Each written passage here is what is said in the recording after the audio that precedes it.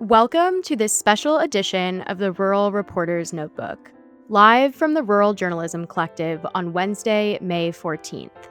I'm Julia Tilton.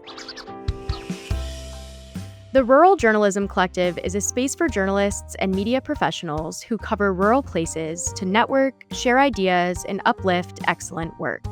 And the Rural Reporter's Notebook is a bi-weekly news podcast from the Daily Yonder that brings you behind the scenes of news coverage across rural America. As reporters on the Daily Yonder's environment and energy beats, Claire Carlson and I host this series every other Wednesday, where we unpack today's biggest headlines and what they mean for life in rural places. This episode will air on the Rural Remix podcast feed on Wednesday, May 21st. Today, we're joined by Kari Lydersen, a contributing reporter for Canary Media.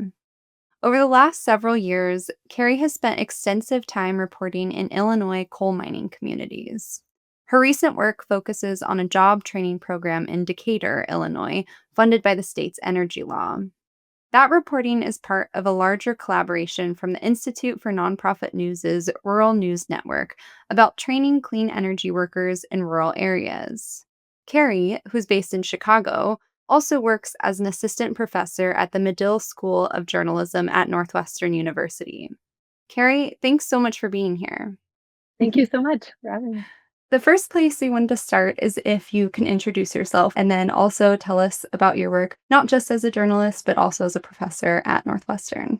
So I'm a native, native of Colorado, but I've learned a lot since I went to college at Northwestern and stayed in Chicago ever since. So, I've gotten to really learn about and appreciate the Midwest, including the rural areas and how different those are from the cities like Chicago. And as you know, I report for Canary Media on energy. And then at Northwestern, I lead the Medill Investigative Lab Chicago, which is where I'm working with a team of really wonderful students doing an investigation for publication. We've been looking actually for the past 3 years at police response to mental health crisis and alternate response programs for dealing with mental health crises. So really different topic than the energy, and really, really rewarding reporting to get to do with the students.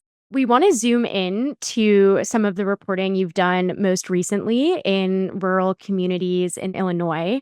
Tell us about this project and why you set out to report on the energy transition in southern Illinois.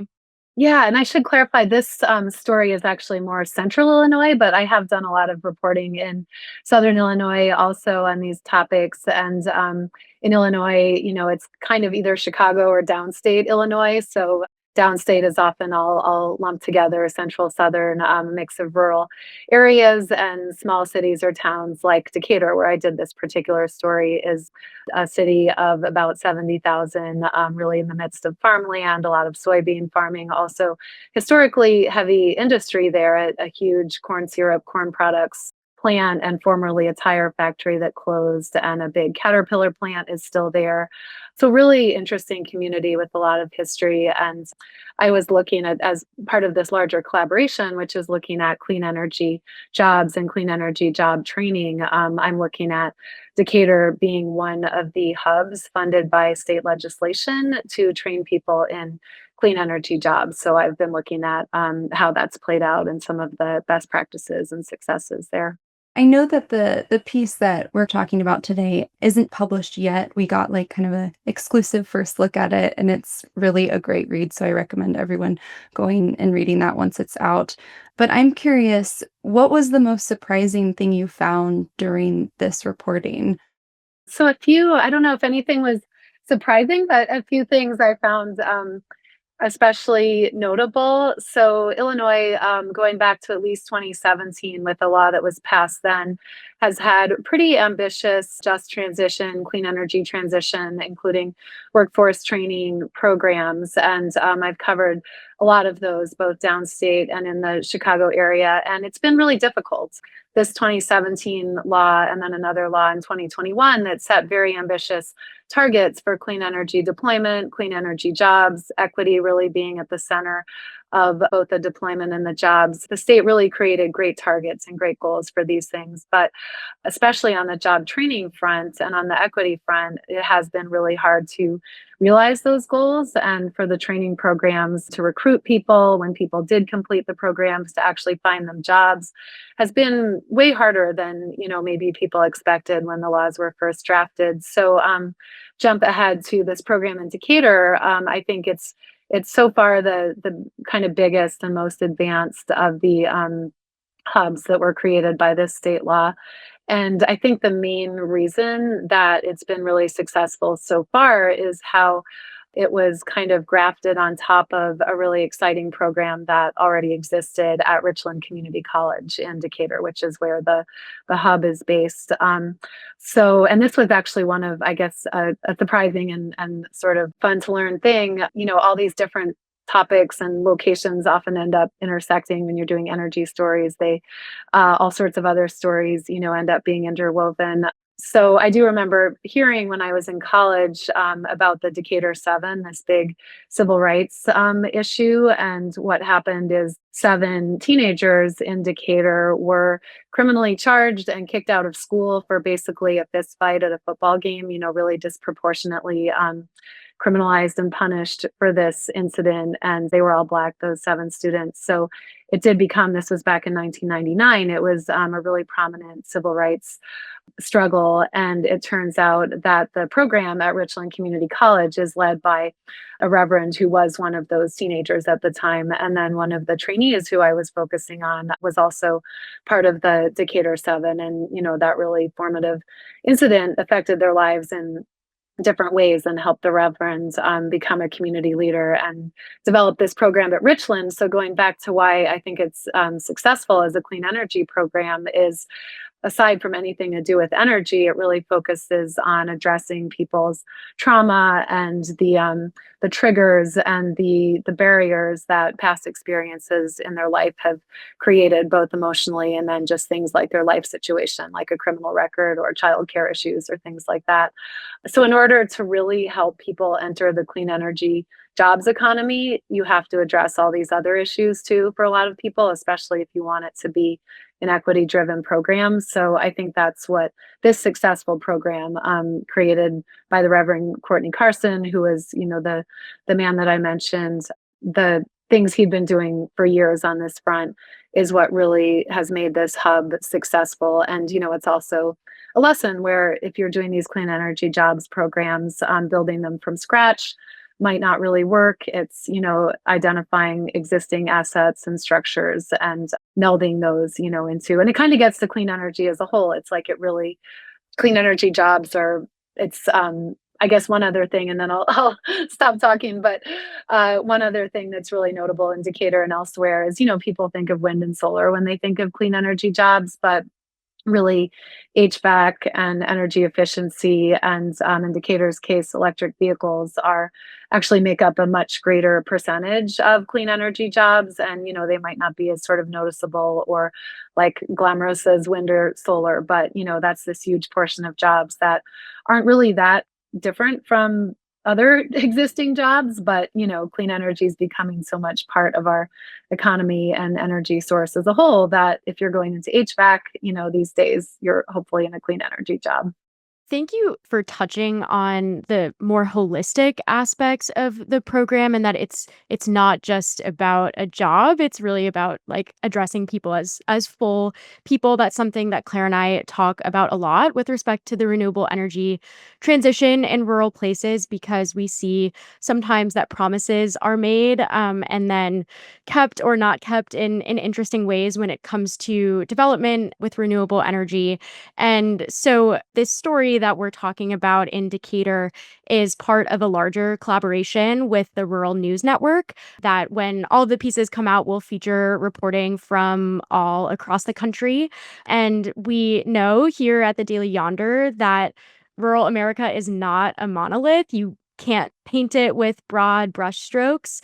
But we are curious about whether, in the course of your reporting, Kari, there were common themes that emerged, and what makes these kinds of stories similar, and what makes them different. I think among the other stories nationwide and this collaboration, I don't want to speak really much for them, but it's a really wonderful collection of stories, and they ended up featuring all different types of clean energy jobs. And that was actually the editors were discussing just recently how that wasn't even intentional, but there is just like such an interesting diversity of the way these clean energy job training programs and just different localities like Decatur happens to be an electric vehicle hub or that's in the works, and other places, obviously certain places have more wind or solar.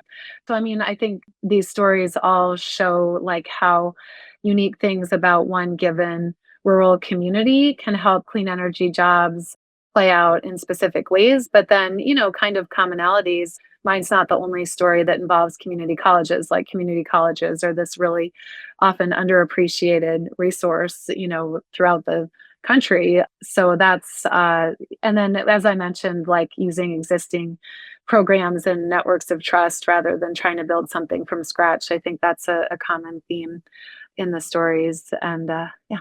I think especially with the community college aspect, I feel like you see that a lot in more rural areas too, where it's actually a great resource for folks, especially when you're thinking about job training. So when Julia and I were putting these questions together, we were like, oh, we don't want to ask this, but we feel like we have to ask this because this is the elephant in the room, which is a lot has changed in the energy space in the past few months since President Donald Trump took office. And we wanted to ask you what it's like to be covering clean energy in rural America right now, if there's been any drastic shift between prior to January 20th, or if it's actually not been as noticeable. I mean, I think the most interesting thing is just how individual people feel about the political moment. And Illinois is a big coal mining state, not quite so much for this story, but in the past, I've covered coal communities in Illinois a lot. And, they've historically, I mean, not historically now, but most of the people I've talked to do support Donald Trump and think he's going to bring coal back. And then in Decatur, one man I talked to was really thrilled that he thought clean energy is going to blossom under the current administration, in part because of Elon Musk. So I think there's not just the diversity of ways people feel about the current politics are really interesting. And, I don't always think that their analysis is correct, but it's just that's one thing I actually love about this reporting is seeing how different people feel that the current politics are affecting them. And then being in Illinois, we're really fortunate on the clean energy front that all these things I'm talking about and more are state funded. And, of course, federal cuts and the federal landscape will have ripple effects, but we do have pretty secure state funding for a lot of these things. And the governor and, different clean energy leaders and legislators have been really adamant that they're going to keep going with what we're doing in Illinois and not let federal changes affect that. I have been talking to recipients of REAP grants who are getting federal money to do clean energy on farms. So I guess they're okay for right now, but that's just an example of, a program where in every state, the federal landscape, not to mention all the IRA things. I mean, there's definitely anxiety and tension, but this also does show like what the state and local levels, how you can do things despite what's happening on the federal level. I'm curious because Illinois does have this program in place and there is funding for it. Whether you're seeing or whether you think you'll see in the future a push toward, more investment at the state level versus the federal level. I've also done some reporting on REAP. That's a USDA program through the Rural Development Division that provides money directly to farmers and small business owners for renewable energy and energy efficiency projects. And that's obviously a federally funded program that was frozen by Trump's executive order in January. And it's uncertain when all of those funds will be released. But again, thinking about this question about federal level funding versus state level funding, I'm curious what your thoughts are having done this reporting in Illinois. Even during the Biden administration and to a lesser degree with different programs during the Obama administration, like Illinois has been having this robust state funding. And by state funding, it's, actually a lot of it's ratepayer funding because a lot of it's funded actually through the utility bills. And then obviously the state funding is taxpayer funding beyond that. So, I mean, Yeah, but I think that's just something that we've had pretty robust in Illinois for a while, but I also cover Wisconsin and Indiana for Canary media and, especially Indiana, like very different story, very little support for this kind of thing at the state level. So, you can really see the difference. And it's obviously super important, like, regardless of what kind of federal outlook you have, because there's just a lot more that you can do. I mean, you can have federal money that, is channeled through the state, but the state and municipalities can, target things so much more specifically to that area's needs. So obviously really important. Canary Media has a pro renewable energy view that is that the transition to renewable energy is a good thing. How do you reconcile that with reporting in rural communities where there can be a lot of pushback against renewable energy developments? I mean, how have you kind of navigated the NIMBYism or just people not wanting to be on the front lines of these developments? How do you navigate that kind of tension in your reporting? Personally, I love hearing those different viewpoints and exploring and understanding that tension. And I kind of feel this is purely subjective, but I kind of feel like any opposition to solar and wind is getting less. I mean, I don't, at least on the ideological level, I don't think people are seeing it so much as a like red, blue, or Republican, Democrat, or whatever issue anymore. I mean, there's definitely NIMBYism, but you see that in urban communities just as much or more. And I mean, there are impacts from these huge solar and wind farms, but I don't necessarily feel like there's even a lot of tension. I mean, I think farmers, have really recognized like how solar and wind benefits them and are actually, even if they're deeply red politically, like are still proud to be part of something that's new and that's good for sustainability. Obviously there's exceptions, but coal, I mean, there's a lot of pride in coal and there's definitely animosity toward, what's seen as a tax on coal or the closing of coal plants. And to some degree, people equate clean energy with undermining coal, but I feel like I've seen more and more just like sort of support for both or, those things not being connected so much in people's minds. And then it's also like say in Decatur, most of the trainees I talked to hadn't really thought about clean energy much in the past and were excited to learn about it, but it was just sort of it wasn't like a distinct political thing. It's like, oh, this is this new job opportunity that seems pretty fun and could be a well-paying job. So, it wasn't seen as something ideological, just like another opportunity that's out there.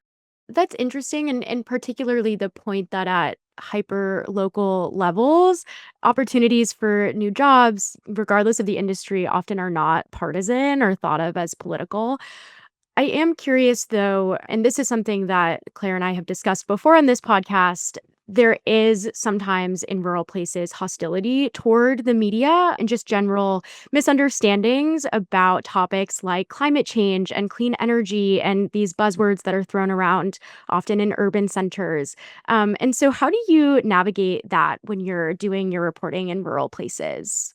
In Decatur in particular, people were just really thrilled to talk, I think because they're so proud of this program and really wanna show it off, but more generally, like, in a lot of the downstate, Southern Illinois coal reporting I've done, like, so many people, would start off with like, "Oh, you're the fake news, and I can't trust anything you say," and blah, blah, blah, but then we'll talk for, like, 2 hours. I mean, that's such a common thing. So, I just sort of and I mean, they have valid and then in Illinois, like many places, there's the Chicago, like, "Oh, you're from Chicago, blah, blah, blah." So, I mean, I kind of enjoy that, like, as long as someone's not being threatening or something, yeah, I think in just most cases, people do just wanna talk, even if they wanna give you a hard time a little bit, and, when I've been reporting on fatalities in coal mines, some people just don't wanna talk at all, and that's fine. You get that with any topic. That brings up a question that I think about a lot, which is building trust with sources. I mean, especially it sounds like you do a lot of investigative reporting as well. How do you build trust with sources in rural communities? I know you said you're in Chicago, there can be pushback from that. How have you navigated the relationship building with sources? I feel like the main thing in any situation is just to be yourself and just to be open, that, not try to pretend you're someone that you're not or have this cred that isn't true. I think just being yourself and just being interested to hear from people. I mean, most people do really want to share their experience and their thoughts. So, I think that ultimately builds trust. And this isn't unique to rural communities, but just like showing up as much as you can, like, actually showing up in person, taking time, coming back to people, following up, things that are like pretty basic, but also can be hard to do as journalists are, really busy and pulled in different directions. But I think those things in any community really work to build trust and to show your sources the story, check things with them ahead of time, kind of basic things. This will be our last question for you for now. We spoke at the beginning about how, in addition to your job as a reporter, you are also a professor. And I think you mentioned before everyone came on that you're actually on campus right now. And you are in that role very much on the front lines of journalism during a period of immense change, from the rise of artificial intelligence to increasing threats on press freedoms, not only in this country, but around the world. So, what do you tell students who are in many ways the future of our industry? I think I don't think I or the other faculty even need to tell them too much. Like, they're here. Like, I mean, they're devoting their, hopes for their whole career and their money and their time to study journalism. And I haven't seen any, I mean, people are, of course, nervous about getting jobs as that gets harder and harder, but I haven't seen any change, if anything, just an increase in, young students and young journalists commitment and desire to doing this. And I mean, everyone can tell it's more important than ever. Yeah, I mean, I think our big challenge is getting the stories out there and trying to overcome this polarization and fractionalism in just how people consume news. So that's a huge challenge. But I think the young journalists are better equipped to meet that than anyone, just being more fluent in all kinds of digital media and just sort of the way that, at least for their generation, news is consumed and spread. So, yeah, I feel actually really hopeful, working with the young journalists. Like, there's just so much passion and commitment and, great analysis out there. So it is inspiring.